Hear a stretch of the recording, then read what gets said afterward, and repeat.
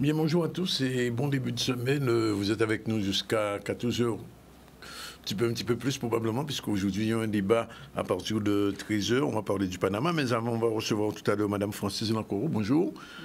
Elle est éducatrice spécialisée, coordonnatrice des éducateurs spécialisés du service d'aide à la parentalité, puisqu'on va parler de la parentalité. C'est un service qui a été mis en place au Conseil général. C'est exactement le service d'aide à la parentalité de prévention, de médiation familiale et d'action éducative. On va savoir un peu comment ça fonctionne, puisque M.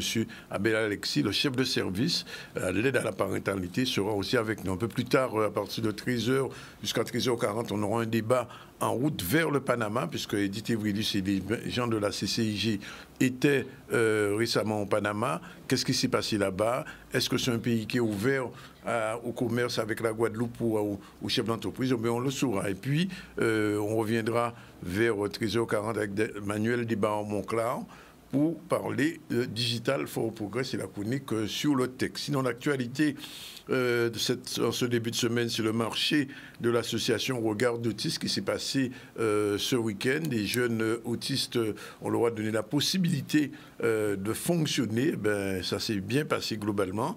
On ira à Petit Canal puisque la mairie a récompensé la championne des KFT Games. Elle est médaillée d'or. Elle s'appelle Tessa Klami.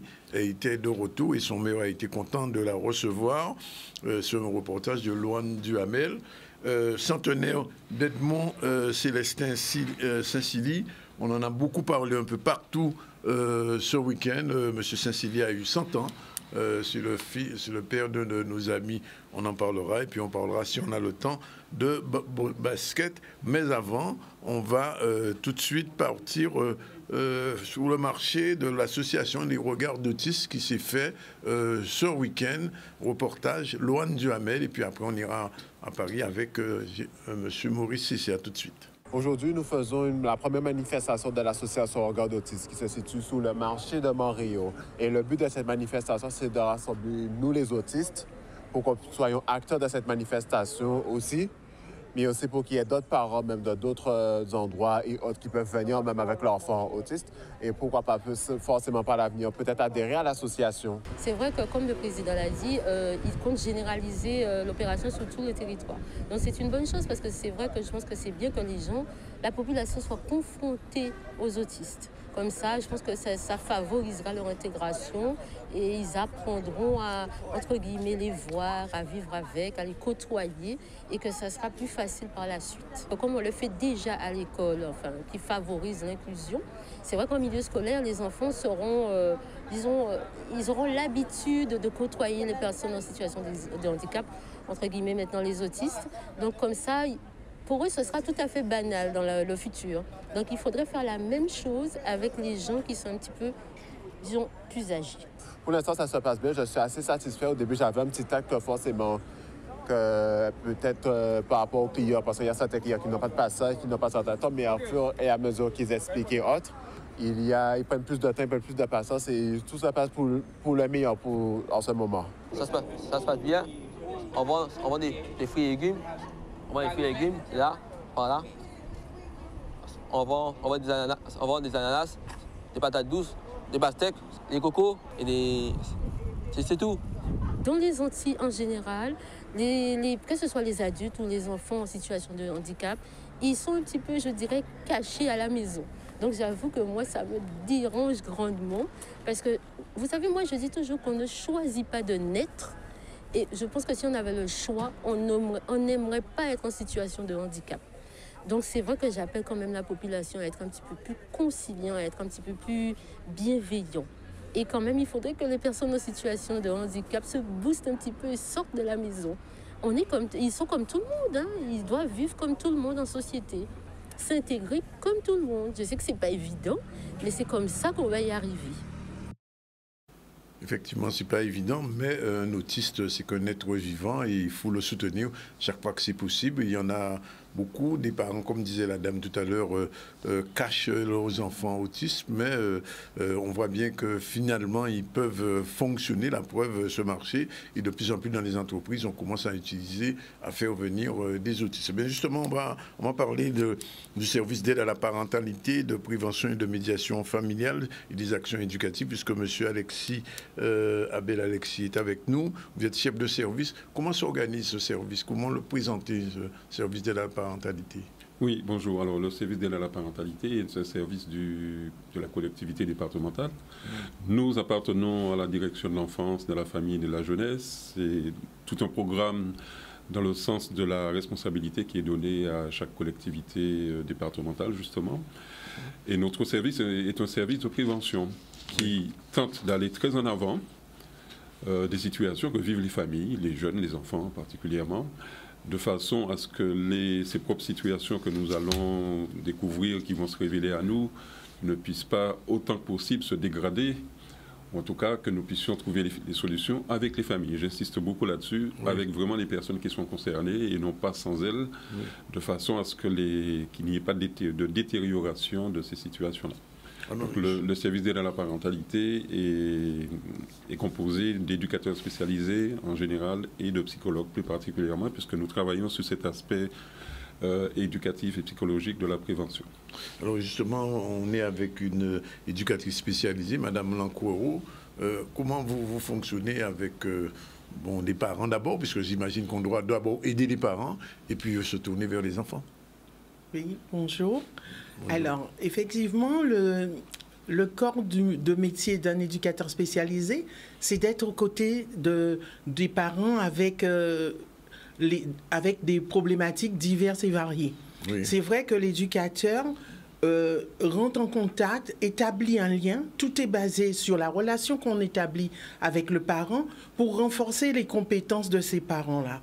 Parce que quelque part, un enfant qui ne réussit pas, qui va mal, la société a tendance à se tourner vers le parent. Oui. C'est de la faute du parent.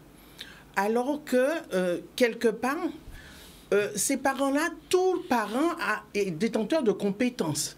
Parce qu'on devient parent avec un héritage à la fois familial et culturel.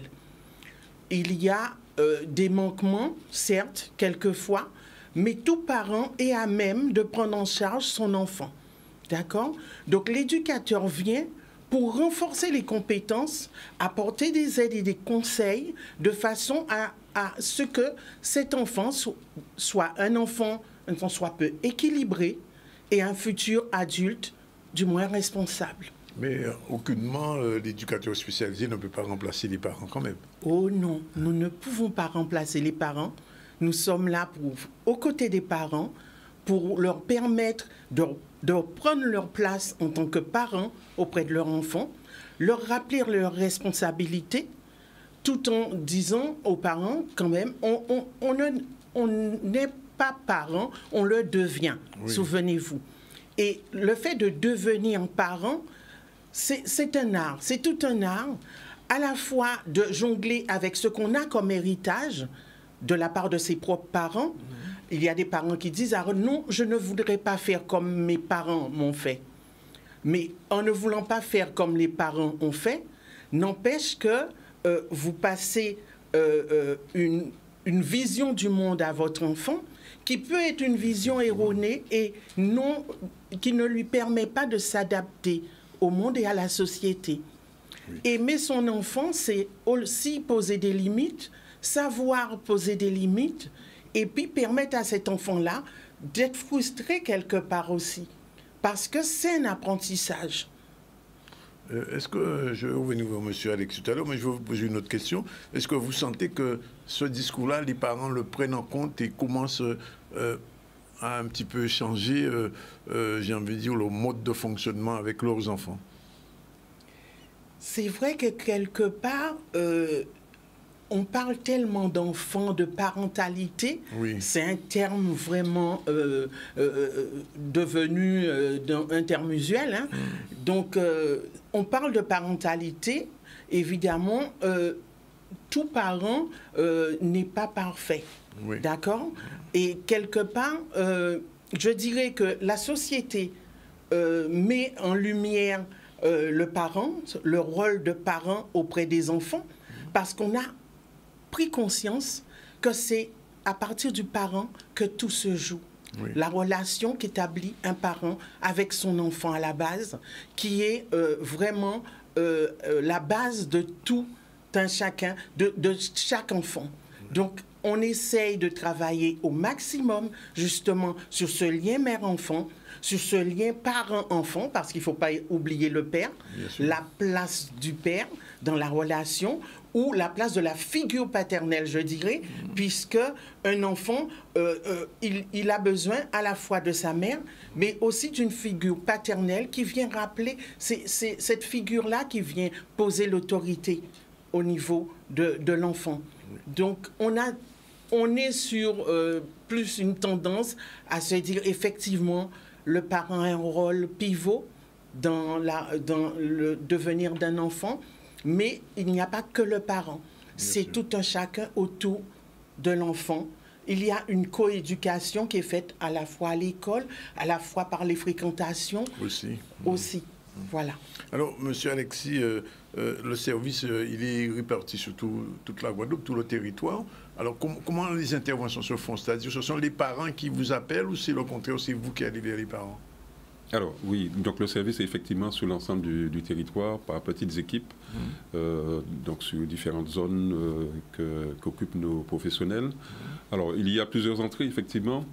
Soit c'est le parent directement, il connaît le service, ou il appelle le conseil départemental, tout simplement, qui est son partenaire direct en ce qui concerne la famille elle-même et le traitement des difficultés familiales.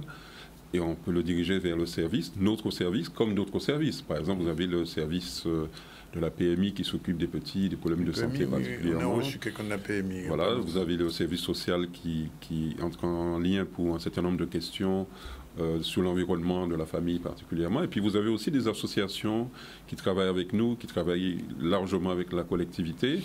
Les parents aussi viennent sur place au niveau du service particulièrement. Et puis je rappelle que nos professionnels sont dans différentes zones et ils peuvent être directement saisis par les familles qui connaissent, l'école par exemple. Donc plusieurs vecteurs possibles peuvent nous permettre d'entrer en lien avec les familles. Alors là, c'est un regard un petit peu plus global, puisque bon, depuis quelques années, il y a beaucoup de choses qui ont changé dans la société, notamment l'arrivée du portable, de l'Internet, etc., etc. Est-ce que ça influe beaucoup sur la relation parent-enfant et dans le cadre de votre action, puisque vous avez dit que vous avez affaire aussi à des psychologues? Oui, tout à fait. Comment tout ça, j'ai envie de dire, se mixe dans la société aujourd'hui? Alors, ça influe et ça impacte beaucoup la société, les comportements des personnes, des enfants, des jeunes particulièrement.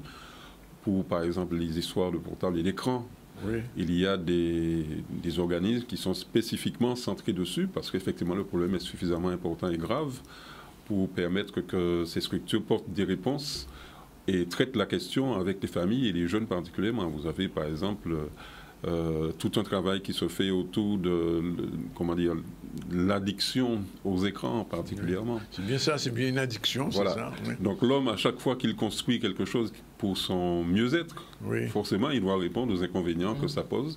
Alors ce n'est pas une interdiction d'avoir des choses modernes qui nous facilitent la vie, mais Madame Lancoro a rappelé tout à l'heure que le parent est le guide. C'est celui qui fait la transmission des valeurs familiales et sociales aussi. Puisque la société importe au niveau des familles un certain nombre de valeurs et il faut que la famille puisse distiller tout ça aux enfants. Donc c'est tout le travail du parent, de l'adulte en tout cas qui doit devenir adulte. Parce que tout de même à 15 ans, on doit se propulser à être adulte le plus vite possible et être responsable pour pouvoir transmettre des valeurs positives et la capacité de gestion et de responsabilité à ses enfants.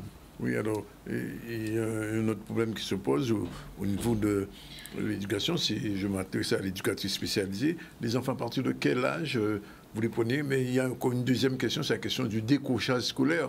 Parce qu'il y a beaucoup d'enfants, malheureusement, qui sont en décrochage. Alors, comment vous intervenez à ces moments-là pour essayer de les ramener, j'ai envie de dire, sur le bon rail? Alors, la prise en charge des enfants, il y a des éducateurs de jeunes enfants qui prennent en charge les tranches de 0 à 6 ans. Oui. D'accord. Nous commençons à partir de 7 ans, Oui. 6 ans, 7 ans, bien que nous ayons quand même, au titre de la parentalité, des prises en charge des enfants plus jeunes. Oui. D'accord. Donc, en ce qui concerne le décrochage scolaire, c'est vrai que nous avons de plus en plus de signalements concernant des jeunes en décrochage scolaire. Comment on les prend en charge? Il faut savoir comment ça se passe au sein de la famille. On essaye de comprendre la dynamique familiale. Cet enfant-là peut être dans sa famille, mais isolé et en relation tout le temps avec l'écran, avec les gens à l'extérieur. On dit le troisième parent. Oui, et pas forcément avec ses propres parents. Oui. Donc, en tant qu'éducateur spécialisé, on est amené à rétablir la communication entre le parent et l'enfant. Que le parent puisse prendre sa place auprès de son enfant et s'interroger justement sur comment ça se passe à l'école. Parce que souvent, quand l'enfant décroche, c'est qu'il n'y a pas de poursuite de ce qui est fait à l'école. Oui. C'est-à-dire qu'un enfant qui rentre et qui dépose son sac et que le parent ne l'interpelle pas sur comment s'est passée la journée, as-tu des leçons, le parent ne s'autorise plus à regarder dans le sac, puisqu'on trouve que c'est très brimant de regarder dans le sac d'un enfant. Par contre, je trouve que c'est normal. Il faudrait regarder, vous pensez? Oui, quelque part, un enfant qui a son sac, qui part à l'école, vous ne savez pas. Il revient, vous ne savez pas avec quoi, qu'est-ce qu'il y a dans le sac. Oui. Le phénomène de bande entre enfants, il se passe plein de choses. Donc, un parent qui n'est pas véatif, qui ne regarde pas de temps en temps le sac, qui ne s'interroge pas, qui n'interroge pas son enfant sur ce qui se passe à l'école, l'enfant interprète que ce n'est pas important d'y aller et qu'il te donne d'autres priorités.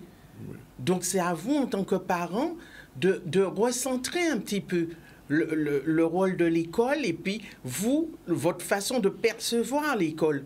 L'école n'est pas une garderie. L'école, on y va pour des objectifs précis. Donc, quelque part, si le parent véhicule ses objectifs au niveau des enfants, ça peut améliorer justement le regard que l'enfant a sur l'école et sur ce qui s'y passe. Alors, il y a un autre phénomène qui n'est pas particulier à la Guadeloupe, mais qu'on trouve quand même, c'est ce qu'on peut appeler les femmes-enfants.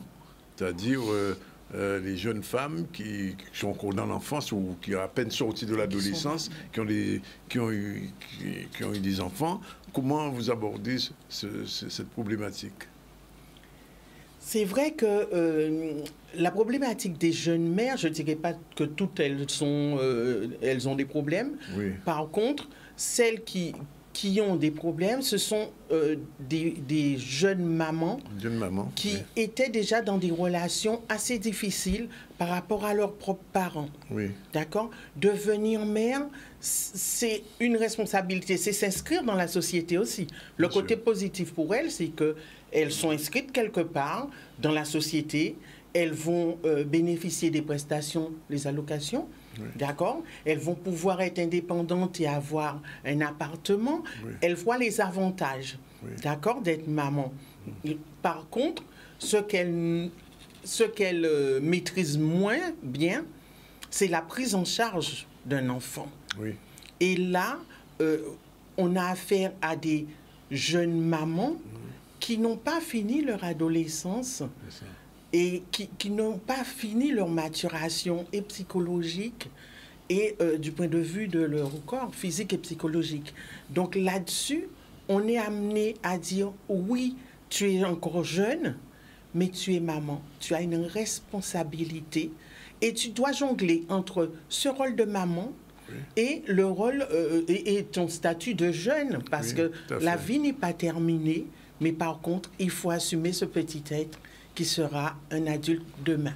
J'ai vu que M. Alexis voulait réagir là-dessus. Alors, pas seulement là-dessus, c'est-à-dire que je pensais tout simplement à votre question pour pouvoir dire que nous ne travaillons pas seuls, nous ne pouvons pas travailler seuls par rapport aux situations qui se posent, que ce soit aux jeunes mères, que ce soit aux jeunes qui sont addicts à tel ou tel, que ce soit à la drogue ou aux écrans, etc., nous sommes obligés tous, quel que soit l'organisme que nous représentons, d'être en lien. Oui. Et donc, il y a un certain nombre de dispositifs qui existent, hein, que ce soit au niveau communal, au niveau des agglomérations de communes, hein, et puis, bien sûr, au niveau départemental, avec lesquels nous travaillons forcément. Par exemple, la direction de l'enfance et de la famille, de la jeunesse, par exemple. Alors, ça, c'est notre direction, mais nous travaillons, par exemple, avec l'école de façon... j'allais dire, en tant que partenaire, globalement, sur des situations. Ah, vous travaillez avec l'école, vraiment? Oui, oui, tout à fait. Il y a des commissions ou des plateformes, quoi, si vous voulez, où nous discutons des situations de chaque enfant. Quand un enfant pose un problème d'absentéisme, nous y sommes forcément, puisque c'est dans la famille que ça se passe aussi. Que fait la famille? Comment peut-elle réagir ou pas? Et comment l'enfant se comporte à l'école? Quelle est la question de fond qui se pose pour cet enfant-là? Donc on est obligé d'y être de façon à apporter notre contribution, chacun dans son rayon. Voilà. Donc je pense que c'est très important. Il faut pouvoir faire ces liens entre organismes, entre institutions, de façon à mieux cerner les questions qui se posent. Alors moi, l'entretien va se terminer, mais j'aimerais bien vous demander à tous les deux, à des parents qui nous regardent en ce moment, qu'est-ce que vous avez envie de leur dire par rapport à cette question de la parentalité et de votre service d'aide. Bon, c'est un service d'aide. Bon, on a dit qu'ils peuvent vous contacter. Il y a des numéros de téléphone. J'ai vu le 93 18 50, mais au-delà, quel est le... J'ai pas envie de dire le conseil, mais quel est l'avis que vous avez envie de donner? Alors moi, en premier lieu, je dirais tout simplement, alors quel que soit l'âge qu'on a, et qu'on devient parent aujourd'hui, que ce soit à 15, 16 ans, 17 ans, ou plus tardivement à 40 ans, c'est de s'exercer à être parent. Alors c'est bizarre, hein, c'est très simple apparemment à dire, mais il faut se mettre dans la configuration d'un adulte parent, qui est théoriquement en mesure de protéger, d'aider, d'élever, de faire grandir un individu qui a sa responsabilité. Et ça, c'est très important. C'est ce que nous faisons, je dirais, tous les jours, puisque sans qu'il y ait de manifestations très importantes, nous sommes dans le travail quotidien, quoi, disons, avec les familles. Et nous permettons aux familles d'intégrer ce premier aspect qui fait qu'elle va prendre ses responsabilités par elle-même. Elle va prendre ses décisions pour sa famille et pour ses enfants en la protégeant, l'ensemble du groupe des choses qui peuvent être négatives pour la famille. Ça, c'est une première chose. Ensuite, se donner la capacité de comprendre qui est l'enfant qui est en face de soi. Tous les enfants ne se ressemblent pas, même s'il y a des principes de base pour pouvoir éduquer, il y a aussi la compréhension de l'enfant qui est en face. En Guadeloupe particulièrement, j'ai l'impression qu'on a effacé l'adolescence. Et que toutes les manifestations qui se posent, apparemment, c'est des prises de pouvoir contre l'adulte, alors que tout simplement, c'est la réaction de l'adolescent comme partout ailleurs, avec bien sûr une façon d'être, mais il faut quand même comprendre que c'est une période qu'on traverse et s'adapter à cette période-là, qu'on a soi-même vécue d'ailleurs. Madame Lancourou? Je dirais que j'ai envie de dire aux parents qu'il n'y a pas de méthode type pour être un bon parent. Chaque parent est dépositaire d'un certain nombre de savoir-faire, de savoir-être, qu'il doit s'autoriser à transmettre à son enfant. Qu'il ne soit pas honteux de pouvoir s'adresser à des professionnels pour parfaire ce qu'il passe déjà à son enfant, ce qu'il transmet déjà. Il n'y a pas...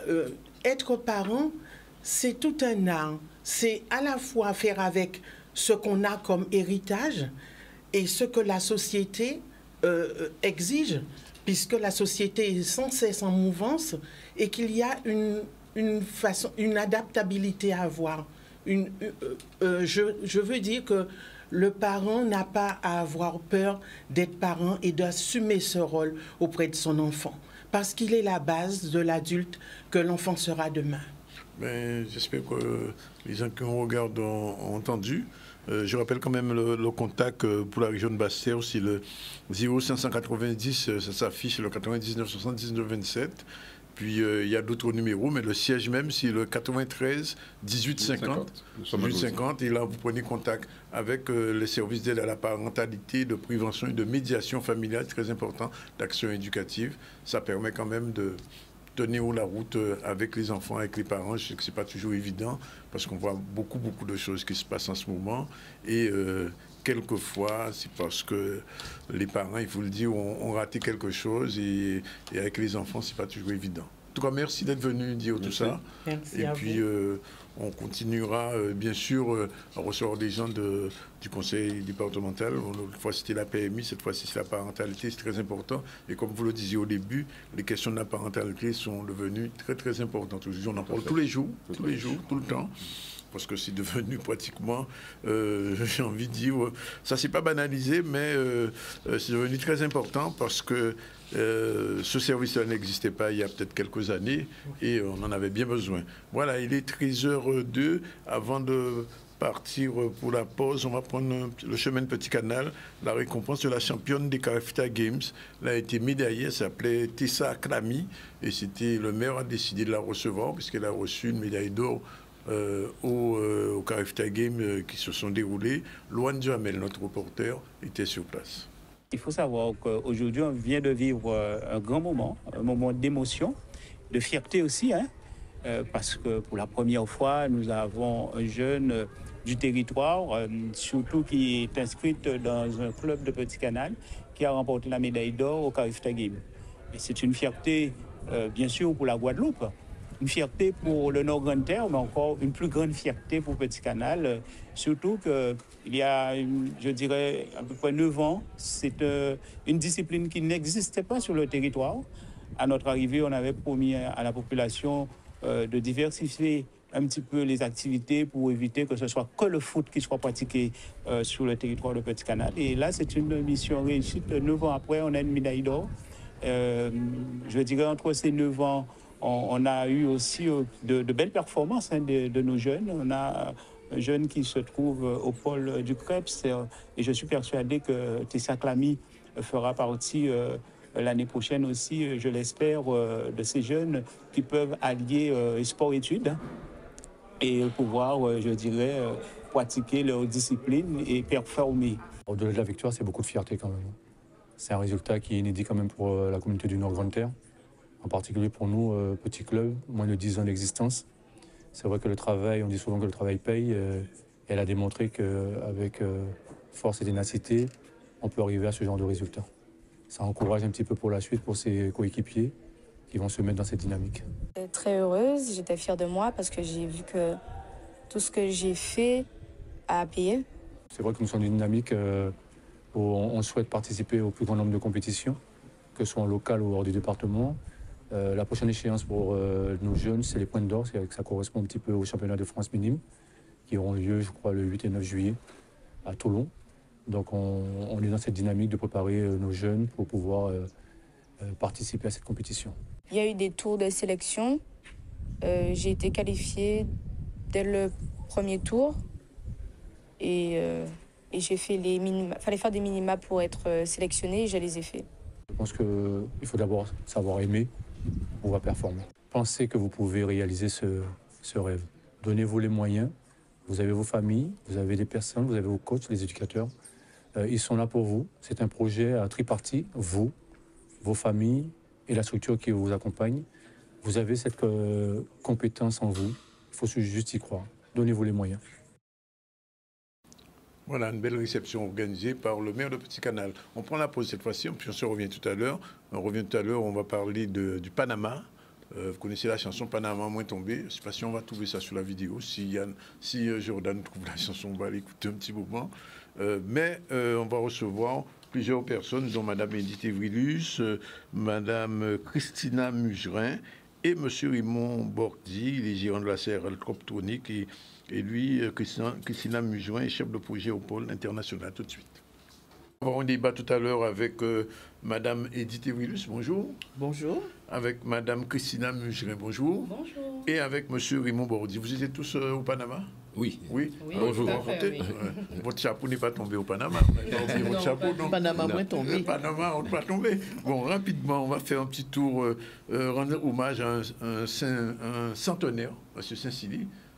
C'est pas tout le temps qu'on a des centenaires. Donc, un petit hommage qui est rendu depuis ce week-end. Vianney Valverde s'est rendu sur place. On va regarder. Oui, je me sens bien. Depuis ce matin, je suis bien réveillé. Je me sens bien. Je m'attendais à tout cela. C'est un honneur. C'est vraiment un très grand honneur pour moi d'être d'être présent pour les 100 ans de mon grand-père. Je ne dis pas de mon papy parce que c'est prohibé dans la famille. Il ne faut surtout pas dire papy. Il nous a toujours demandé de l'appeler daddy. Donc, mais c'est un grand honneur pour moi parce qu'en fait, disons qu'en fait, c'est une force. C'est une force de se rendre compte qu'on a quelqu'un dans la famille, qu'on a des racines qui ont vécu tant de choses, qui ont fait beaucoup pour la Guadeloupe et qui ont fait presque tous les métiers, j'ai envie de dire. Donc c'est vraiment une force. J'ai toujours donné mon secret à tous d'ailleurs, qui veut aller loin, ménage à Montillou, et c'est modération en tout. Et avec ça, on va le plus loin possible. Un patrimoine, hein, puisqu'il a défendu, et par son travail, puisqu'il était dans la forêt, défendu les plages, défendu la forêt. Et qu'est-ce qu'il représente pour moi? Un citoyen responsable. C'est un homme d'engagement, c'est un homme qui a beaucoup travaillé, qui a une famille nombreuse et qui assume encore toutes ses responsabilités. Un héros gozérien, un héros guadeloupéen, un héros français. Et c'est vrai qu'Edmond Saint-Cyr mérite tous les honneurs, pas qu'à ses 100 ans, mais pour tout ce qu'il a traversé dans sa vie. Et c'est pourquoi, lors du prochain conseil municipal, je lui ai proposé aux conseils municipaux que nous nommions le centre administratif de Périnette Edmond Saint-Cyr. Je recommence à vivre. Je viens de naître. Mais on peut souhaiter qu'il y ait d'autres centenaires. Très rapidement, la Foire Expo de la Martinique, c'était la semaine dernière. Justement, il y avait des Guadeloupéens à cette Foire Expo. On regarde un peu le reportage de l'émission. Donc, ce que nous proposons, c'est essentiellement des confiseries à base de coco. Car comme le nom l'indique, la société, c'est coco douceur. Donc, on a les sucres à coco hachés, les sucres à coco à tête, la doucelette. On a aussi les rochers au coco. On propose aussi la confiture de coco. Et à côté du coco, pour agrémenter, nous proposons aussi des nougats coco, des nougats cacahuètes, excusez-moi, des nougats cajou, la confiture de surelle, les gâteaux traditionnels de Marie-Galante, les bonbons sirop et aussi les gâteaux cacabeuf. Voilà. Alors donc bien sûr ce sont des produits que vous fabriquez vous-même? Tout à fait, ce sont des produits que nous fabriquons nous-mêmes. Donc nous sommes basés à Bémaro en Guadeloupe où nous faisons tout comme selon les méthodes traditionnelles. Et voilà. Alors c'était important pour vous de venir de Guadeloupe sur la Martinique pour cette foire? Tout à fait, c'est très important pour nous parce que notre ambition, depuis notre création, on existe depuis 15 ans quand même, c'est une douceur à chaque occasion de la vie. Donc, après avoir bien occupé le territoire de la Guadeloupe, nous voulons aussi faire en sorte que ces douceurs soient apportées de nos compatriotes de la Martinique. Donc là, nous commençons un travail où nous essayons de mettre le produit à portée de la Martinique. Donc, nous sommes basés à avenue Jean-Marie Serrault à Dion. Et puis notre but, c'est que les produits soient accessibles à tous les Martiniquais. Voilà, bien, maintenant on va partir au Panama. Le Panama, alors c'est un pays où beaucoup de Guadeloupéens, il y a très longtemps, sont partis. Certains ne sont jamais revenus, mais ceux-là sont revenus, puisqu'Edith et ses invités, Mme Mijoux et M. Bordi, eux sont revenus. Alors, en route vers le Panama, Edith, merci d'être avec nous aujourd'hui. Nous expliquer un petit peu quel était le but de ce voyage au Panama. Alors, le but de ce voyage, c'était de partir avec des entrepreneurs pour leur faire voir le savoir-faire des Panaméens et aussi surtout qu'arrivé aux commandes de la Chambre de commerce, le président Patrick Vial-Collé a toujours voulu que nos entrepreneurs guadeloupéens commercent autrement avec la Caraïbe, avec l'Amérique du Nord. Et c'est pour cette raison qu'à la Chambre de commerce, nous avons à peu près 4 agents qui s'occupent vraiment de cette partie commerce à l'international. Et donc, nous étions partis à une foire, la foire de Panama, où je crois que c'était la 36e année, où il y avait à peu près 600 ou 700 exposants. Et nous sommes partis avec 5 entrepreneurs qui ont découvert, c'est-à-dire nous avons découvert Panama, puisque comme vous l'aviez dit en préambule, des Guadeloupéens ont participé à la construction du canal. Et donc, et là maintenant, nous mettons en place un partenariat avec les commerçants, mais pas n'importe quel partenariat, puisque nous sommes passés par la Chambre de commerce franco-panaméenne, qui est notre soutien là-bas. Et nous avons aussi été invités par l'ambassadeur qui nous a reçus. Donc, les entrepreneurs guadeloupéens, c'est une aubaine pour eux parce que, bon, ils ont vu d'autres produits, ils ont vu d'autres fournisseurs et c'est une manière pour eux de donner une autre offre à la clientèle, de ne pas avoir toujours les mêmes produits dans toutes les entreprises et aussi de sortir du carcan des fournisseurs européens. Et donc, avec les fournisseurs, avec les entrepreneurs, ils ont trouvé des fournisseurs, ils ont passé leurs commandes, il y en a qui ont reçu déjà leurs commandes, et cela s'est très bien passé. Donc, ce sont des actions que nous allons renouveler, puisque l'an dernier, nous étions partis à Santo Domingo, où le thème du voyage, c'était uniquement axé vers les prêt-à-porter. Donc, on était partis avec 5 entreprises dans le prêt-à-porter. Et là, nous sommes partis avec des entreprises dans l'agroalimentaire et dans les autres secteurs d'activité. Et là où nous sommes contents, c'est que nous avons une très belle... la Chambre de commerce franco-panaméenne a organisé notre séjour sur place. Et donc, c'est vrai que nous disons que la langue, l'espagnol, ne doit pas être un frein pour nos chefs d'entreprise. Et c'est pour cette raison qu'ils ont mis à disposition des traducteurs. Donc, on a été très bien accueillis. Et là où nous sommes contents, c'est que les chefs d'entreprise, quand même, ils ont trouvé des fournisseurs, d'autres ont trouvé des financiers. Et donc, ça s'est très bien passé. Et c'est pour cette raison qu'on a décidé de faire savoir à la Guadeloupe toute entière, puisque nous avons 38 000 ressortissants dans notre fichier. On a décidé de faire savoir à la Guadeloupe, aux entrepreneurs, même de la Martinique aussi, pourquoi pas, voilà ce que la Chambre de commerce organise sur la Caraïbe. Nous avons 4 agents qui sont justement, qui s'occupent uniquement de cela. Et donc, voilà, donc c'est un appel que je lance à tous les entrepreneurs de se rapprocher de la Chambre. Et s'ils veulent commercer avec d'autres fournisseurs, avoir d'autres contacts, de ne pas hésiter de nous appeler et de venir vers nous.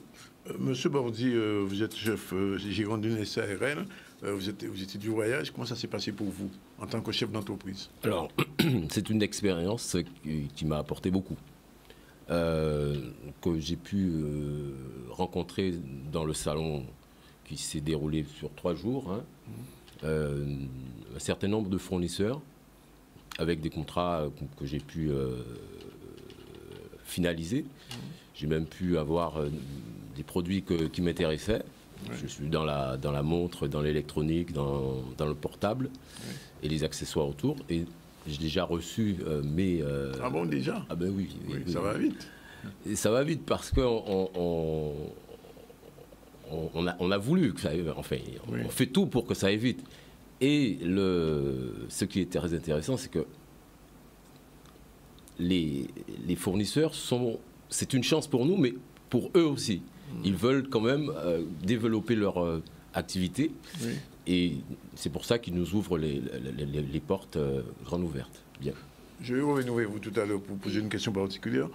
Madame Michouin, vous êtes chef du pôle international. Chef de projet, pas chef du pôle. Oui, chef de projet du pôle international. Les chefs d'entreprise qui vous regardent et qui sauront que ça s'est passé pour le Panama, qui n'était pas du voyage, qu'est-ce qu'on peut leur dire? On peut leur dire, comme disait Madame Evrilus, de nous solliciter, puisqu'effectivement, on reste la porte d'entrée des chefs d'entreprise, on les accompagne, nous sommes à leur côté. Et effectivement, on a renouvelé l'expérience. Comme l'a dit Madame Evrilus, on était à la République dominicaine l'année dernière. Donc, ce sont des missions qu'on met en place au fur et à mesure et au fil du temps, selon les demandes de nos chefs d'entreprise, puisqu'on est à l'écoute de leurs besoins, de leurs attentes. Nous allons sur le terrain, nous faisons des questionnaires, nous attendons effectivement, comment je peux vous dire ça, récolter justement les informations, leurs besoins et leurs attentes. Donc comme ça, on peut planifier des missions qui collent et qui répondent à leurs besoins justement. Donc n'hésitez pas à solliciter le pôle international pour cela. Alors, je reviens vers M. Bordy avant de redonner la parole à Mme Evrilus. Vous savez qu'il y a un problème en ce moment sur le problème des taxes douanières qui ont explosé réellement. Oui. Alors, est-ce qu'à ce niveau-là, on va trouver un aménagement, entre guillemets? Ça n'a rien à voir avec les taxes que nous avons sur l'Europe. Tout à fait. Puisque la taxe qui est appliquée au Panama, c'est de l'ordre de 7% hors zone franche. Oui. Et quand les entreprises, les fournisseurs qui sont en zone franche au Panama, il n'y a pas de taxe. D'accord. D'accord. On achète le produit hors taxe et on nous le fait. Enfin, c'est expédié par DHL et on ne paye que l'expédition. Oui. Et arrivant en Guadeloupe, bien entendu, ils appliquent la TVA et l'octroi de mer. Mais ça reste quelque chose d'abordable, qui est nettement plus intéressante que commercer avec la France, vous voulez dire que ça n'a rien à voir? Ça n'a rien à voir. C'est un autre monde, on est dans un autre univers. C'est extraordinaire. Et c'est important ce que vous dites parce qu'en fait, obligatoirement, un chef d'entreprise canadien dit oui, mais au Panama, est-ce qu'on ne peut pas payer plus cher? Non. Avec certitude, et j'ai eu la preuve que mes achats, je les ai payés sur place. J'ai payé le transport. Et j'ai reçu ma marchandise une semaine après. D'accord. Et quand je fais la comparaison avec l'Hexagone, c'est du simple au double. Je vais vous donner un exemple. Le DHL, j'ai un colis de 20 kilos. En DHL, en sortant de Panama, j'ai payé $130. D'accord. Et pour le même colis... ah oui, je sais ce que vous aurez payé, ça aurait été chaud. Hein. Très chaud. Oui. Et dites, alors, ce type de mission... Effectivement, l'année dernière, c'est en République dominicaine. Je ne vais pas demander tout de suite quelle sera la prochaine mission. Mais pour les chefs d'entreprise, c'est important, finalement, le commerce avec notre zone. Mais oui, parce que, bon, on entend toujours dire il faut commercer avec la Caraïbe. Bon, nous, on l'a dit à un moment donné à la Chambre de commerce, mais on est en train de le faire. Et on est en train de faire voir aux entrepreneurs qu'il y a possibilité. Bon, c'est vrai que la langue ne doit pas être une barrière. Non, c'est pas une barrière. Parce que c'est vrai que, bon, il y a des traducteurs, ça existe. Ils parlent l'espagnol, il y a des traducteurs, etc. Mais c'est vrai que pour nous, Chambre de commerce, depuis l'an dernier, c'est une expérience que nous faisons croître au fil des mois, au fil des années, et voir comment, dans quel esprit que nous commerçons avec la Caraïbe, puisque nous sommes proches de la Caraïbe. Et comme vient de dire M. Bourdi, il a payé nettement moins cher les frais de transport pour ces colis qui lui sont déjà livrés dans sa boutique. Donc maintenant, c'est aussi une manière de faire sortir dans les mêmes types de produits. C'est-à-dire, on ira peut-être dans une rue de Pointe-à-Pitre faire 10 boutiques, mais on peut trouver des produits nettement différents, à des coûts différents, des produits nouveaux, des nouveautés. Et puis, ça permet aussi au chef d'entreprise de sortir de sa boutique, d'aller voir ce qui se passe. De sa zone de confort. De sa zone de confort, d'aller voir ce qui se passe ailleurs. Parce que aussi, c'est ça. Aller discuter avec d'autres personnes, voir quelles sont leurs difficultés, voir comment ils arrivent à réussir, comment ils font. Donc, c'est un voyage, je dirais aussi, c'est un voyage pédagogique. Ce n'est pas uniquement au niveau de l'achat, de la vente et de l'achat. C'est pédagogique parce que ça nous a donné une telle expérience qu'on se dit il faudrait continuer peut-être sur 1 an ou 2 d'aller vers le Panama. D'autant plus, bon, comme je l'ai dit en préambule, nous avons une histoire avec le Panama et trouver des fournisseurs puisque nous avons l'accessibilité avec la Chambre de commerce franco-panaméenne. Donc, pour nous, c'est vraiment une facilité et qui nous permettra de garder ce lien, ce contact que nous avons lié et pour que nous puissions être là-bas. Mais aussi, dans mon discours, j'ai demandé aussi à l'ambassadeur qu'il y ait l'effet inverse. Parce qu'en Guadeloupe, nous avons aussi des produits qu'on peut exporter vers le Panama. Donc, c'est vrai que nous avons nos chefs d'entreprise qui partent aller acheter là-bas. Mais ce qu'on voudrait aussi, c'est qu'il y ait des chefs d'entreprise qui viennent en Guadeloupe, ne serait-ce qu'un voyage d'expérimentation, un voyage en immersion. Mais est-ce que vous avez discuté de ça avec eux? J'ai très bien discuté de cela avec monsieur l'ambassadeur, puisque c'était dans mon discours, que j'aimerais faire avec l'ambassade de Panama, la Chambre de commerce franco-panaméenne et la Chambre de commerce. Il faudrait qu'il y ait 3 acteurs autour de cette action qu'il y ait des entrepreneurs de Panama qui viennent à peu près une semaine en Guadeloupe, les faire découvrir le pays, faire rencontrer d'autres des fabricants. Hein. Bon, j'ai parlé du produit qu'on a en Guadeloupe, du rhum sans le citer, mais il m'a dit, ah oui, mais nous avons du rhum aussi au Panama. Donc, déjà, le rhum, bon, quoique nous avons vu du rhum de Martinique dans les hôtels. Ah bon? Donc, Oui. On a vu du rhum de Martinique dans les hôtels. Donc, maintenant, nous sommes en train de mettre en place un vrai partenariat. C'est pas, c'est-à-dire que nous sommes allés au Panama, on fait un coup et on n'y va plus. Puisqu'il est intéressé aussi de mettre en relation l'université de Panama et l'université de la Guadeloupe. Et donc là, nous sommes au niveau de la Chambre, nous sommes en train de mettre les contacts pour que nous puissions faire en sorte, puisque n'oublions pas que la Chambre de commerce travaille avec l'université. Et n'oublions pas qu'à l'université, il y a le commerce international.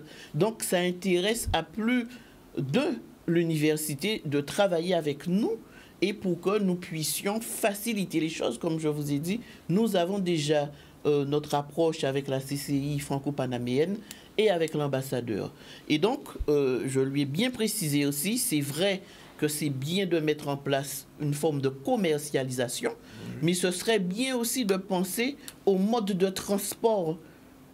Oui, parce que bon, au mode de transport pour la marchandise, mais aussi pour les touristes, parce qu'il faut développer vraiment, pour qu'il y ait un vrai pont entre Panama et la Guadeloupe.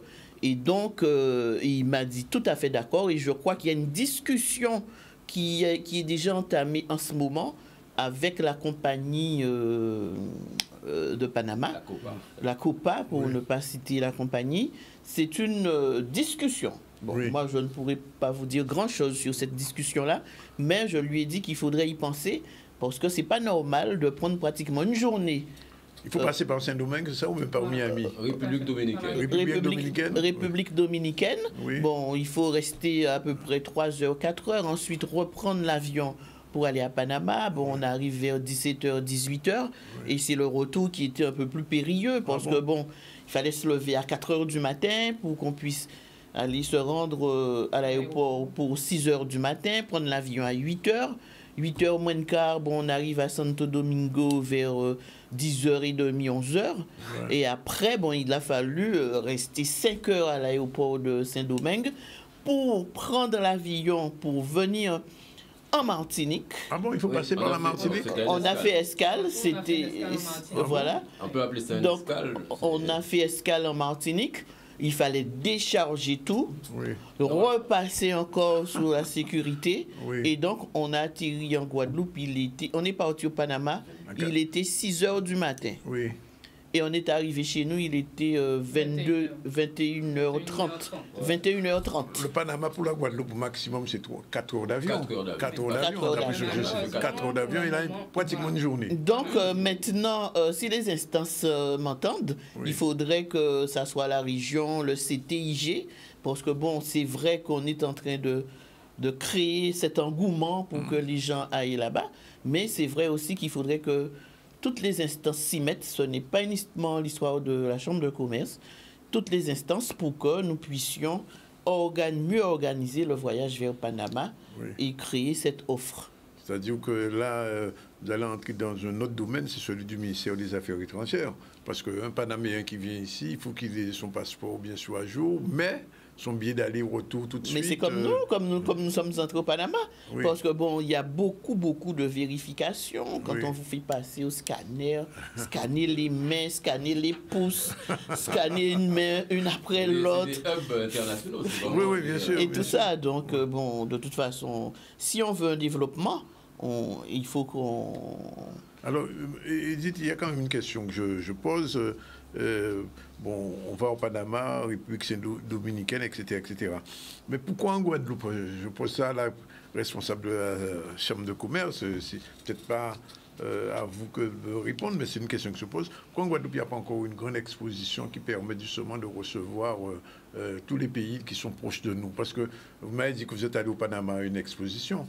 C'est la foire exposition. exposition, C'est une foire pour les chefs d'entreprise, c'est pour les entrepreneurs. me répondre. Oui, voilà, je vais vous répondre sur cette mission. Donc, dans le cadre de cette mission, il s'agissait de la visite du salon Expo Commerce. Oui. Et bien sûr, les chefs d'entreprise ne sont pas lâchés comme ça dans la nature. Oui. Comme disait Madame Evrilus, on a cadré cette mission avec la Chambre de commerce franco-panaméenne. Tout à fait. Donc, il nous a permis de, sur la semaine, enfin, le salon c'était 3 jours, et qui nous a permis justement de nous inscrire à ce salon qui regroupe 3 secteurs d'activité, donc l'agroalimentation, le textile et la technologie. Donc les chefs d'entreprise qui sont partis en délégation avec nous, donc les 5 chefs d'entreprise, regroupaient surtout les activités de technologie et de textile. Oui. Et sur ce salon, effectivement, donc plus de 800 stands, 800 exposants, 30 pays représentés, et il y avait également le salon Expo Logistique et Expo Tourisme. Oui. Donc, c'était vraiment ça pendant 3 jours, la visite du salon. Alors, ma question, c'est savoir, est-ce qu'un jour, nous, à nous... J'ai compris. Pourquoi pas? J'ai compris la question, pourquoi pas? Mais déjà, il faudrait que ça soit une volonté régionale, puisque l'économie, c'est la région. Tout à fait. Chambre de commerce, chambre des métiers, CTIG, parce que vous avez très bien compris que dans ce salon, il y avait plusieurs cœurs de métier. Tout à fait. Donc, maintenant, on peut le faire, mais il faut le penser et il faut le faire, mais ça peut être fait. Oui. Je ne dis pas que c'est dans notre volonté tout de suite, mais ça peut être fait. C'est dans la réflexion. C'est dans la réflexion. C'est dans la parce que réflexion. ça devient nécessaire quand même. Hein. Oui. Parce qu'il faut quelque chose pour attirer les gens en chez nous. En retour, il faut de quelque chose. Alors, autre chose, sous le Panama même, vous avez vu le pays. Alors, quelle impression vous avez de ce pays? Oui, on a à vu part le que le pays, chapeau en tombe fait. au niveau Panama. Oui, on a vu du pays, toujours avec la collaboration de M. Safon, directeur général de la CCI franco-panaméenne. Oui. En fait, la semaine, c'est passé comme suit. Le lundi était réservé une journée visite commerciale. Bien Donc sûr. les chefs d'entreprise ont pu visiter des zones industrielles, des malls, des centres commerciaux, même le canal du Panama, le fameux canal du Panama. Aussi, oui. Voilà. Et le mardi, le mercredi et le jeudi, donc la participation au salon Expo Commerce. Après, nous avons laissé une journée libre quand même le vendredi pour que les chefs d'entreprise puissent renouer les contacts avec les fournisseurs qu'ils avaient vus sur le salon ou peut-être avoir également des rendez-vous hors salon. Et Monsieur Bordi, vous sentez que là-bas, le commerce est très dynamique par rapport à la Guadeloupe, par exemple? Bon, c'est pas la même dimension, je sais, mais oui, enfin, bon. donc c'est pas la même dimension, mais il y a une volonté. C'est leur vie, quoi. Je veux dire, les Panaméens, ils vivent pour développer leur pays. Oui. Et le commerce, le business, c'est ça. Ils sont ancrés dans ça. Voilà. Développer le pays. Oui. Avec... on est très bien reçus. Oui, il y a très pas bon accueil. très bon accueil. Il y a pas, on n'est pas dépaysés. Si vous voulez, c'est pas. Oui. Moi, je ne me suis pas senti en insécurité. Les gens très gentils. Il n'y a pas de. Enfin, la barrière de la langue, bon, il y a un petit peu, mais on arrive parfaitement à s'exprimer et à se faire comprendre. Et on est arrivé, on a mis assez vite le pied dans l'étrier et ça s'est très très bien passé. Il n'y a rien à dire. De l'hôtel jusqu'au salon avec les exposants, parce qu'il y avait plusieurs nationalités, il y avait c'était vraiment le monde réuni ici, dans le salon. Alors, je pose la question touristique, est-ce que c'est un pays à visiter? Ah oui, surtout l'histoire du canal que nous avons eu la chance de voir par un film de 40 minutes. Il y a des Guadeloupéens qui ont travaillé sur le canal et qui sont restés, qui sont même morts là-bas d'ailleurs. Non, c'est justement... Il y avait une association autrefois. Il y avait une association, bon, on était très speed, on n'a pas eu le temps de prendre les contacts qu'il fallait. Il dit aussi qu'on était en mission. Oui. Donc on était dans un cadre, donc on n'a pas débordé de ce cadre. Mais il faut dire aussi, c'est là où la vraie volonté de l'ambassadeur, puisqu'il a discuté avec moi, de faire un pont entre l'université de Panama et l'université de la Guadeloupe. Parce qu'il dit, et on le sait, il y a des Guadeloupéens qui ont travaillé dans le canal du Panama. Oui. Et ces Guadeloupéens se sont installés là. Ils ont des enfants, ils ont des petits-enfants, ils ont des arrière-petits-enfants.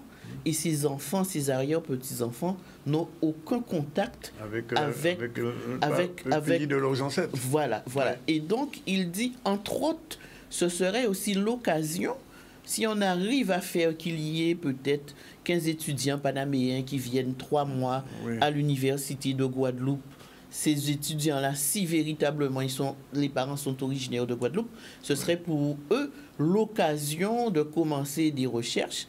Et ce serait aussi pour nous, les commerçants qui veulent partir, que ces étudiants-là nous prennent en immersion pour nous former à l'espagnol et vice-versa pour nos étudiants français qui partiraient au Panama. Donc, on a reçu de très bons accueils, de très bonnes idées et je pense que ça prendra puisque, bon, la Chambre a contacté déjà l'université qui était aussi sur le point de partir dans la Caraïbe. Et je pense qu'au moment opportun, on vous en dira plus là-dessus. Bien, ce sera peut-être l'objet d'une deuxième rencontre, tout le retour au Panama, puisque c'est visiblement, ça a bien fonctionné. Oui, et comme je l'ai dit aussi, c'est un voyage pour acheter, pour voir les nouvelles gammes et tout ça, mais c'est un voyage aussi instructif et constructif, puisque les chefs d'entreprise voient comment ils fonctionnent là-bas, par exemple sur les tranches horaires, les boutiques ferment à 9h du soir, à 8h.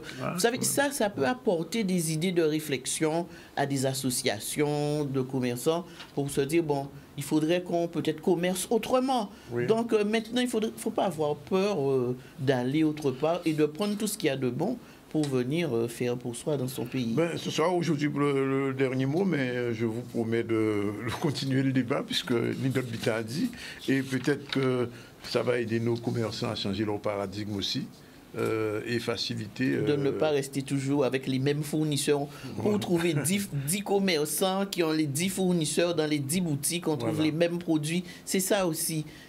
Élargir la gamme, faire une autre gamme avec d'autres prix, puisque M. Bordi dit les frais de transport sont nettement moindres. Donc, ça peut ouvrir beaucoup. Ça ouvre une fenêtre. C'est beaucoup d'ouverture pour les chefs d'entreprise que je vais encore appeler de mes voeux à se rapprocher de nous parce qu'on a d'autres voyages à faire et dans la Caraïbe et sur l'Afrique, etc. Donc, n'hésitez pas à vous rapprocher de la Chambre et pour que vous puissiez aussi... avoir une autre manière de voir le commerce et puis ça fait aussi une expérience de plus pour le chef d'entreprise. Madame Mujin, vous aurez du travail. Voilà. Oui, tout à fait, mais avec plaisir. Donc on attend les chefs d'entreprise au pôle international pour les prochaines missions. Je vous remercie. Voilà, à 13h35, on prend la deuxième pause et ce sera la dernière séquence tout à l'heure, puisqu'on va parler avec M. Debar Moncléo, il est président de l'Edsol Engineering. À tout de suite après la pause.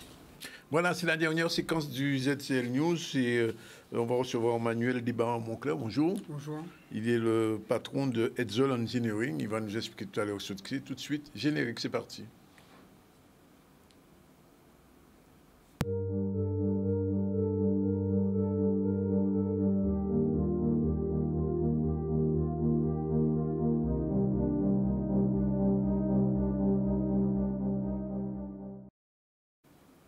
Voilà, alors je disais donc que vous êtes le patron de Edsol Engineering, c'est une entreprise que je ne connais pas, j'avoue, et vous êtes là justement pour présenter, pour en parler un peu. Alors qu'est-ce que c'est exactement? Alors Edsol Engineering a été créé en 2018. Oui. L'idée était de pouvoir développer des projets utilisant de l'énergie renouvelable, notamment l'énergie solaire, donc des solutions 100% autonomes. Oui. Donc c'est ainsi qu'on a développé en 2022 un mobilier urbain intelligent et autonome. Sur quelle base, avec quel produit vous faites ça? Alors, quelle matière? Oui, pardon. Alors, c'est une structure en aluminium. Il faut savoir qu'on avait une volonté de faire intervenir le savoir-faire en Guadeloupe, en local. Oui. Donc, la structure est fabriquée en Guadeloupe. Donc, ça a été un des principaux objectifs en fait, qu'on voulait atteindre au départ. Alors, Edsol, c'est un sigle particulier? Alors, c'est Edsol pour études solaires. Oui, études solaires. Parce que j'ai travaillé pendant plusieurs années justement sur des projets de centrales photovoltaïques en toiture et au sol. Et voilà. Et donc ce qu'on voit là, ce sont des meubles créés par Edsol? C'est ça. Oui. Alors, comment ça fonctionne? C'est-à-dire que vous faites le design, toute la production de A à Z? Alors on est parti vraiment d'une feuille blanche. L'idée c'était de pouvoir développer un mobilier qui va correspondre en fin de compte au climat tropical qu'on a ici. Donc son objectif, c'est de pouvoir apporter un point d'information dans les zones rurales. Donc dessus, on va retrouver des écrans connectés. Donc la partie affichage est gérée à distance. On le voit pas sur l'image, mais normalement, il y a un panneau solaire qui vient au-dessus, donc qui permet d'alimenter l'ensemble. Donc on est vraiment sur un mobilier sans fil. Oui. Et donc voilà, l'idée c'est de pouvoir communiquer, que les villes ou même les lieux touristiques peuvent communiquer, promouvoir, mettre en avant en fin de compte le patrimoine et les lieux touristiques. Alors est-ce que, puisque vous avez manqué de sol, est-ce que vous avez le sentiment que le solaire, ça se développe, puisqu'on a du soleil, comme on dit, qu'à gaspiller. Alors, est-ce qu'avec votre entreprise Edsol, vous commencez progressivement à mieux utiliser notre solaire au déploiement, par exemple, des énergies fossiles? Alors, il faut savoir que comme j'ai dit, je travaille pendant plusieurs années sur des projets de grande envergure. Oui. L'idée était de venir réduire, puisque développer par exemple une centrale, c'est énormément de temps, c'est plusieurs années, ça demande énormément de moyens financiers et matériels. Donc l'idée était de pouvoir réduire en fin de compte ces délais, apporter des solutions plus simples, tout en étant technique, mais voilà, réduire en tout cas l'utilisation, la consommation qu'on va en faire pour pouvoir multiplier en fin de compte l'utilisation de l'énergie solaire. Donc justement, l'idée de venir multiplier ce genre d'actions, ce genre de points, en fin de compte, en extérieur, pour, dans notre cas, réduire l'impact du numérique, justement, sur de l'affichage numérique qu'on peut retrouver traditionnellement. Et quel type de mobilier vous proposez aux gens? Alors, pour le moment, c'est uniquement celui-ci, donc vraiment à destination du public. Donc, je travaille principalement avec les collectivités, avec les villes, mais on essaie de travailler avec les hôtels, avec le parc également. Comment vous appelez ce mobilier? Alors, il n'a pas de nom. Ah bon? On l'appelle le mobilier urbain Edsol, puisque Edsol est une marque déposée aujourd'hui qui regroupe en fin de compte toutes les fonctionnalités. Oui. Et donc, sa particularité, quelle est la particularité de ce mobilier alors? Alors, sa particularité, c'est que, comme je dis, il est intelligent. Donc, derrière, toute la partie, on va dire... la production solaire et l'affichage digital, on va retrouver différents capteurs. Donc, les capteurs vont nous permettre à nous, à distance, de pouvoir contrôler le bon fonctionnement. Parce que ça tourne Non, ça ne tourne pas. Pas encore, peut-être. Oui, ça viendra. Mais en tout cas, voilà. Donc, on a pas mal de données qui sont collectées, donc météorologiques. Donc, ça nous permet déjà d'assurer le bon fonctionnement du mobilier, mais également de pouvoir donner des informations en temps réel sur le climat, puisqu'on connaît, en Guadeloupe, par exemple, on a beaucoup de microclimats. Oui. Donc, on apporte, en fin de compte, de la précision sur les données météo. Et la production de ce mobilier, ça prend du temps et il faut aussi parler du coût. Alors, ça prend du temps. On va dire que le développement a pris du temps. Oui. On sort d'une année de développement. Oui. On était nous étions 3 à travailler dessus. En termes de coût, oui, c'est un coût. Oui. Je peux donner des chiffres ou... Non, on ne va pas entrer dans le détail, mais si vous demandez... Mais alors, j'imagine que c'est le premier mobilier, mais quels vont être les projets à venir? Alors, l'idée qu'on en fait, c'est de pouvoir multiplier son installation sur la Guadeloupe, déjà, apporter ce service nouveau, puisqu'il n'y a pas d'autres solutions de ce type à l'heure actuelle.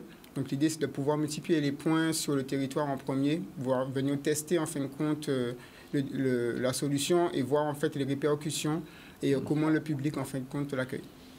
En termes de sécurité, pas de problème? Non, puisque ça a été l'une des grosses problématiques, comment garantir la sécurité du mobilier et également des utilisateurs. Oui. Donc non, là, de ce côté-là, on a travaillé pour. Et bon, alors ça c'est un premier mobilier, mais est-ce qu'il y aura d'autres meubles qui vont être créés au fur et à mesure du développement de Edsol? Alors on espère, ça sera en fonction de la demande. Aujourd'hui, la solution, on va dire, intelligente et indépendante du mobilier, c'est-à-dire qu'on peut l'appliquer sur d'autres types de mobilier. Mais oui. Donc pourquoi pas, s'il y a une demande particulière, je pense notamment aux abris de bus par exemple, faire des abris de bus 2.0 connectés. Oui, des abris de bus 2.0 et oui, ça serait intéressant par rapport à l'utilisation de cela. Mais alors, j'ai envie de comprendre quand même quelque chose. Comment vous créez des capteurs, j'imagine, qui récupèrent la chaleur. Mais quand on est dans une période, il pleut beaucoup, comment ça se passe? Alors, est-ce qu'il y a une réserve qui est... Oui, il y a des batteries. Donc ça permet déjà, puisqu'on sait qu'il suffit d'une période nuageuse justement pour être en manque d'énergie, mais on a des batteries pour venir compenser, et notamment pour garantir un fonctionnement de nuit. Donc il faut savoir qu'il y a une intelligence derrière qui gère en fin de compte l'autonomie du mobilier et qui va intervenir pour couper certains consommateurs sur le mobilier pour justement protéger la batterie. Oui, et le mobilier garanti. Oui. Garanti. Alors on va faire une dernière vision du mobilier. Jordan, remets-nous le mobilier en plein écran. Alors, on voit la structure, on ne va pas jusqu'en haut. Alors, au milieu, qu'est-ce que c'est? Alors, au milieu, on a une table, donc là, on a représenté en bois. Oui. On va retrouver 8 entrées USB pour recharger son téléphone, recharger son on peut recharger son téléphone. Exactement, on peut recharger également. Ça avec du solaire, hein? Oui, toujours. Ouais. Donc voilà, on peut venir recharger. Donc en fait, c'est un point d'accueil, la volonté de créer un point de vie où la personne peut s'informer, peut avoir des informations sur l'endroit où il se trouve, passer un moment en rechargeant son téléphone, puisqu'on sait que... Il y a la lumière aussi, je vois. Exactement, il y a de la lumière. Alors, ce que vous voyez éclairé, ce sont les écrans. Les écrans, oui. Et effectivement, il y a aussi une lumière pour justement le confort nocturne. Oui. Et c'est, j'ai envie de dire, c'est envisageable au niveau personnel ou au niveau entrepreneurial? C'est-à-dire, est-ce que c'est un mobilier pour les gens en individuel ou bien pour les collectivités ou autres? Non, celui-ci, en tout cas, c'est vraiment pour les collectivités. En fait, c'est vraiment destiné à... L'utilisateur final sera plutôt le public et non pas forcément l'acquéreur. D'accord. Et dernière question, comment vous êtes arrivé à créer ce produit? Alors, c'est ici de mon parcours professionnel, hein, comme je disais. Donc, c'est un constat que j'ai fait après 6 années. C'est qu'on a un potentiel solaire qui est fantastique. Qui est réel. Et voilà, qui n'est pas utilisé. Qui est sous-utilisé, puisque on aurait de quoi, en tout cas, être autonome en énergie grâce au soleil. Oui. Mais c'est vrai que l'idée a été de réduire, en fin de compte, le coût de l'utilisation, le coût que ça peut représenter d'utiliser l'énergie solaire et de proposer des solutions on va dire, qui vont répondre à un besoin du plus grand nombre. Ça veut dire, par exemple, ce studio-là, aujourd'hui, qu'on voit avec ce genre de lumière, un jour, on peut l'imaginer, toutes les lumières qui sont là en solaire? Bien sûr. Oui. Bien sûr. En tout cas, l'éclairage, oui. Donc, il y a du travail. Oui, il y a du travail. En tout cas, Manuel Desbarres-Moncler, merci d'être venu nous expliquer ça. Et puis, on souhaite que Zoll Engineering continue à se développer et que les Guadeloupéens s'approprient. Donc, ce premier mobilier, voilà, il va être 13h51. On a le temps de faire un petit tour vers le basket. BMBC a boycotté son match face à New Star. Dylan Bigarin s'est rendu sur place. On a voulu montrer un petit peu la situation qui s'est posée pendant le championnat où on avait un match programmé qui a été déprogrammé une première fois, où on a fait des propositions pour pouvoir jouer chez nous à plusieurs reprises. Ça a été refusé par le New Star. À la dernière minute, sachant que le championnat se terminait le 15 de ce mois-ci, on nous a obligés à faire un déplacement à Goubert pour jouer contre le New Star. On a obligé nos jeunes U20 à jouer au Moule, alors qu'ils auraient pu jouer ce soir même aussi contre le New Star en U20 ici. Donc, si vous voulez, ce qu'on a fait là aujourd'hui, c'est juste un moment de protestation pour montrer que nous sommes pas contents de la décision de la Ligue de nous faire jouer à Goubert aujourd'hui. Je pense qu'aujourd'hui, il veut sensibiliser ou il veut alerter la fédération ou la Ligue de basket. Mais aujourd'hui, je ne comprends pas aujourd'hui qu'on puisse monter jusqu'à Goubert pour pouvoir avoir un résultat comme ça. Quand j'entends des fois le fond, problème de terrain, nous on est un peu concernés aussi puisqu'on n'a pas de terrain pour jouer, on est obligé de chercher un terrain, pour le chercher on n'est toujours pas disponible, donc ce qui rend aujourd'hui des matchs difficiles et compliqués à positionner. Donc aujourd'hui il y a des situations qui sont un peu ambiguës, mais j'espère que le BMBC va pouvoir trouver des solutions Mais je ne pense pas que c'était cette solution qu'il fallait choisir aujourd'hui. Je pense qu'il y avait d'autres moyens de trouver et de régler cette problématique. Il y avait deux solutions. C'est soit on gagnait ou soit on perdait. Nous avons perdu ce soir le match. Dans les règles, nous étions sur le terrain, nous avons joué. Donc il n'y a aucune incidence sur le classement, sauf que nous n'aurons pas gagné le match et donc on n'aura pas 2 points, on aura 1 point. Ah non, mais c'est beaucoup de frustration puisque les joueurs sont là, les gars ils sont dans une dynamique de match, de compétition. On est en phase d'aller voir la phase finale des playoffs. On est en phase de pouvoir faire progresser le basket, mais avec ce genre de situation, on ne peut pas. Mais bon, je pense que la problématique vient du côté de BMBC, c'est celles qui ont fait le choix. Donc après, ils vont assumer les conséquences qui vont avec. C'est un moment de protestation. De temps en temps, il faut savoir faire ce genre de choses pour que le public, pour que le monde du basket, que ce soit en Guadeloupe ou en Guyane, la Fédération française de basketball, quel que soit, qu'ils puissent savoir que nous sommes mécontents de notre situation, de ce qui a été produit ce soir. La commission 5-5 a pris des décisions que nous estimons pas être logiques pour nous et inadmissibles pour l'équipe senior et l'équipe U20 du BMBC. C'est une problématique sur laquelle se penchera la Fédération guadeloupéenne de basket. Voilà, bien, il va être 13h54. Je rappelle très rapidement qu'en début du ZCL, on a reçu M. Abel Alexis et Mme Francis Lancouro pour parler d'une problématique très importante, puisqu'ils sont venus parler du service d'aide à la parentalité, de la prévention de médiation familiale, et ça c'est très important. Et on a beaucoup parlé du décrochage scolaire de jeunes Guadeloupéens. Pendant une vingtaine de minutes, ils se sont expliqués. Ensuite, on a eu ce premier retour vers le Panama, puisque Edith Evrilus, qui est à la Chambre de commerce, la délégation de mission, qui était chef de la délégation mission au Panama, a souhaité qu'on reçoive Raymond Bordi, gérant de la CRL Toptronic, et Christina Mujon, qui est chef de projet du pôle, sur le commerce entre le Panama et la Guadeloupe. Et il y a quelque chose de très important, M. Bordi l'a dit, un colis venant du Panama vers la Guadeloupe coûte 3 fois moins cher pratiquement qu'un colis sortant de France venant en Guadeloupe. Alors, les autant de ça savent que désormais, pour le commerce avec le Panama, c'est plus intéressant parce que les frais douaniers ne sont pas les mêmes dans ce pays-là que ceux qui sont appliqués ici. Puis on a terminé avec Manuel Desbarres-Moncler qui nous a présenté quelque chose de particulier qu'il a inventé avec son entreprise Edsol Engineering à partir du solaire. Et ça montre que des jeunes Guadeloupéens ont beaucoup d'idées. Et comme il a dit, nous avons du soleil, nous ne savons pas nous faire éveiller. Mais lui, il a trouvé une solution en créant ce mobilier urbain qu'on a vu. En termes de communication informative, on a parlé de l'association Regard d'autistes qui était au marché de Montréal ce week-end, permettre aux jeunes autistes en difficulté de pouvoir s'exprimer, de sortir justement des maisons et de venir sur place participer à un marché. C'était très important. Cette opération. Nous sommes allés à Petit Canal où le maire a décidé de recevoir la championne Tessa Klami qui est revenue avec une médaille d'or à Petit Canal. C'est la première fois que ça arrive et le maire était particulièrement content. On a célébré le centenaire d'Edmond Célestin Saint-Silly, c'est le père de Richard Saint-Silly que tout le monde connaît. Il a été reçu à la résidence départementale pour son centenaire. C'est un patron, on veut dire un vieux patron de l'écologie, qui a beaucoup fait pour l'écologie, l'écosystème guadeloupéen. Et nous sommes allés aussi à Martinique, pour la Foire Expo de Martinique.